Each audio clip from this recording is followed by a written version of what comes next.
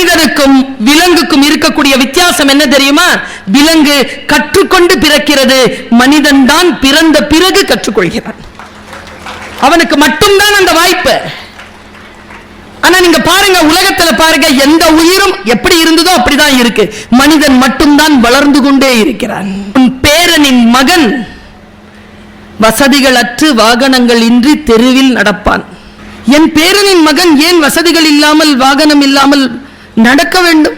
காரணம், சிரமமான சூழல் வலிமையான மனிதனை உருவாக்குகிறது.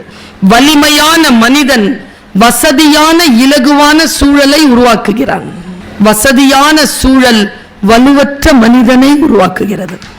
வலுவற்ற மனிதன் சிரமமான சூழலை உருவாக்குகிறான். எல்லாருமே தன்னுடைய குழந்தைகளுக்கு கொடுத்துக்கிட்டு இருக்கிறது என்ன தெரியுமா? விட்டமின் எம், மணி, டப்பு, காசு, துட்டு.